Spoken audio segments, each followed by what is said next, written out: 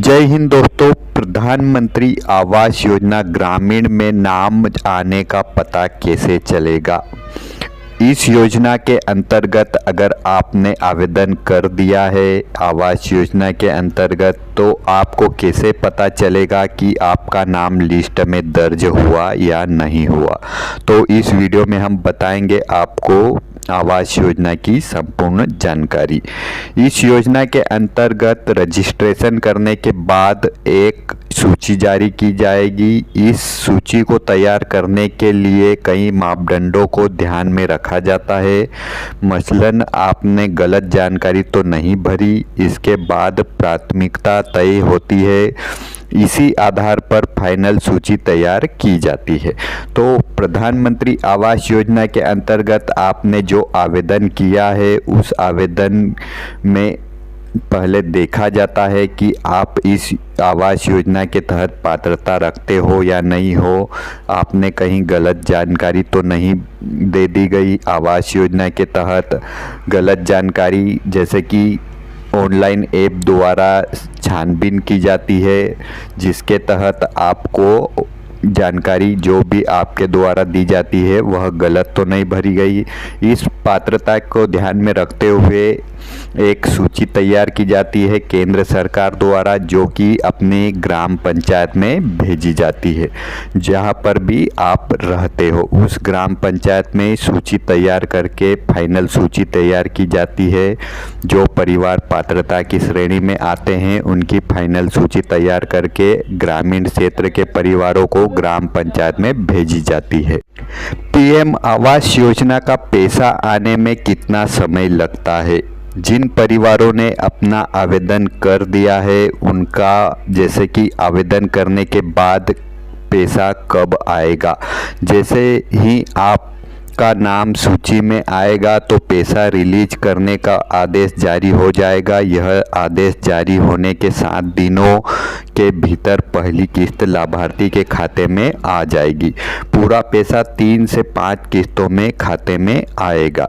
तो जैसे ही अगर आप अपना आवेदन कर देते हो और सूची में आपका नाम दर्ज आ जाता है और केंद्र सरकार द्वारा एक आदेश जारी किया जाता है कि इन परिवारों को अब आवास का लाभ जो मिलना है वह मिलना प्रारंभ हो जाएगा। कुछ दस्तावेज जारी करना होता है आवेदन के लिए आवेदन तैयार करना होता है और उनके बाद डायरेक्ट बैंक खाते में यह राशि आती है। तो लाभार्थी के ही खाते में पैसे आते हैं। 3 से 5 किस्तों में राशि यह आती है। तो दस्तावेज क्या है।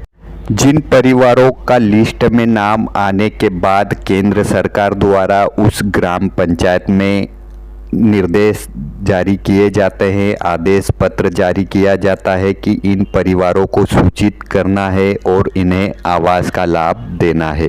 तो आवास का लाभ देने के लिए इनके पास क्या दस्तावेज होना चाहिए। आधार कार्ड और मनरेगा जॉब कार्ड और बैंक खाता की जानकारी, पासपोर्ट फ़ोटो, स्वच्छ भारत मिशन नंबर जैसे कि जॉब कार्ड नंबर, और जिसमें लाभार्थी को यह लिखकर देना होगा कि उसके पास कोई भी पक्का मकान नहीं है। मतलब एक आवेदन, आधार कार्ड, मनरेगा जॉब कार्ड और बैंक खाता, यह आवेदन तैयार करके अपनी ग्राम पंचायत में जमा करना होता है, तब जाकर आवास का लाभ लाभार्थी को मिलता है। प्रधानमंत्री आवास योजना के तहत फायदा। ग्रामीण क्षेत्र के परिवारों को कितना फायदा मिलता है आवास योजना के तहत पक्का मकान बनाने हेतु प्रधानमंत्री आवास योजना के तहत।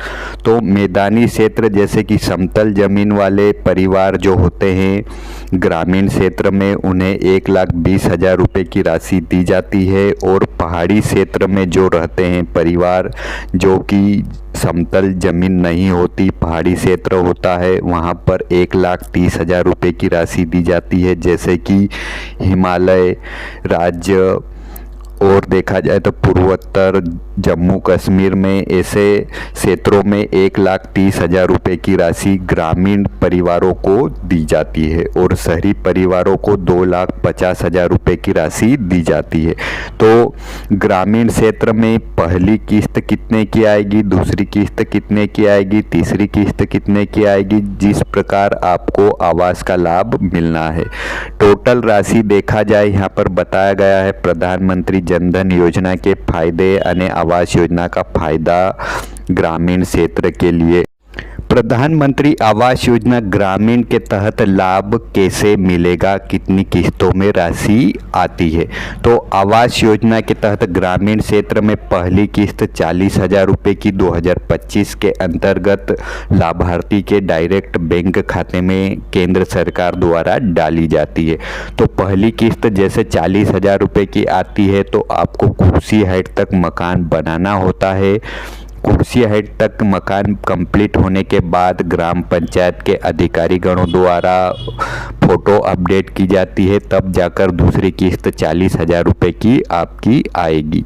जैसे दूसरी किस्त में आपने दीवारें खड़ी कर ली, दरवाजे दीवारें खड़ी कर ली, तो उसकी फ़ोटो अपडेट करने के बाद आपके खाते में तीसरी किस्त आती है। तीसरी किस्त में आपको पूरा मकान कंप्लीट करना होता है, छत डालना होता है।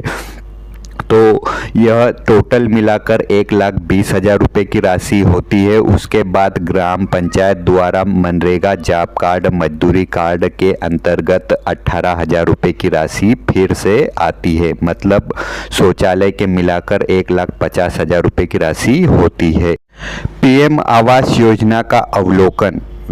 तो वित्तीय सहायता जैसे कि आवास योजना के तहत शहरी क्षेत्र में 2,50,000 रुपये की सहायता राशि दी जाती है और ग्रामीण क्षेत्र में जो बताया गया है 1,20,000 रुपये 1,30,000 रुपये की राशि दी जाती है।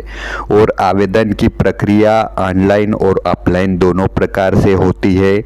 2025 के अंतर्गत ऑनलाइन आवेदन प्रारंभ हो चुके हैं। जिन परिवारों ने अभी तक ऑनलाइन आवेदन और ऑफलाइन आवेदन नहीं किए वह ग्रामीण क्षेत्र के परिवार अपनी ग्राम पंचायत में संपर्क करें और शहरी क्षेत्र के परिवार ग्राम निगम पर संपर्क करें।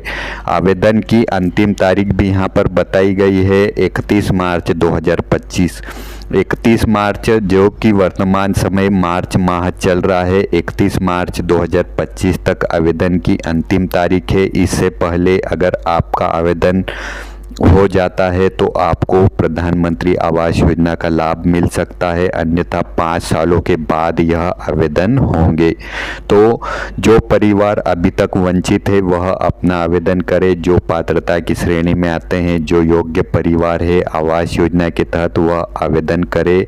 आवेदन करने की उम्र देखा जाए तो लाभार्थी 18 वर्ष से ऊपर होना चाहिए और बीपीएल कार्ड धारक जैसे कि छोटा राशन कार्ड होना चाहिए, तभी जाकर पात्रता की श्रेणी में वह परिवार आता है।